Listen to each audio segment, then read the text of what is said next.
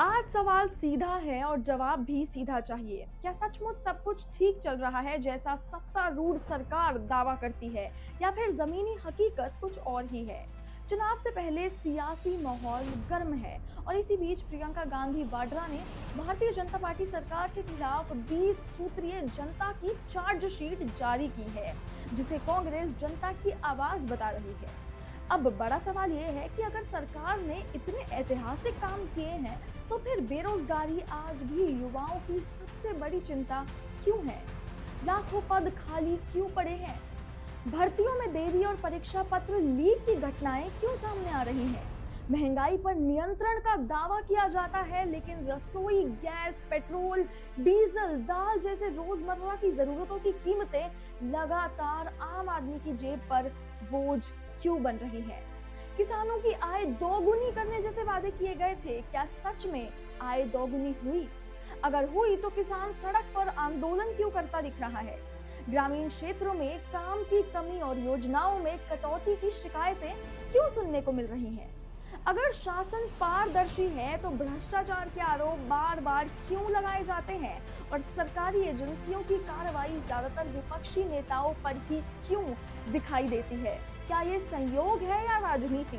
इसी कड़ी में प्रियंका गांधी ने काफी सारे सवाल उठाए, जैसे कि बेरोजगारी। कहा जा रहा है कि लाखों युवा नौकरी की तलाश में भटक रहे हैं, क्या ये युवाओं के साथ न्याय है? दूसरा सवाल जो उन्होंने उठाया वो था महंगाई। क्या आम आदमी की कमाई उतनी है जितना खर्चा है? तीसरा, किसान और मजदूर। किसानों की आय दोगुनी करने का वादा हुआ था, क्या वाकई आय दोगुनी हुई है? मनरेगा जैसी योजनाओं में बजट कटौती की खबरें क्यों आती हैं? ग्रामीण इलाकों में काम की कमी की शिकायतें क्यों हैं? चौथा, भ्रष्टाचार और प्रशासन। अगर सरकार पारदर्शी है तो विपक्ष बार बार भ्रष्टाचार के आरोप क्यों लगा रहा है?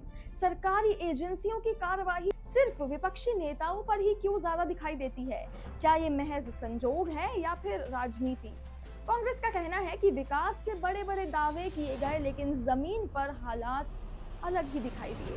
स्कूलों में शिक्षकों की कमी है, अस्पतालों में सुविधाओं की कमी है, छोटे व्यापारियों पर बढ़ता दबाव है।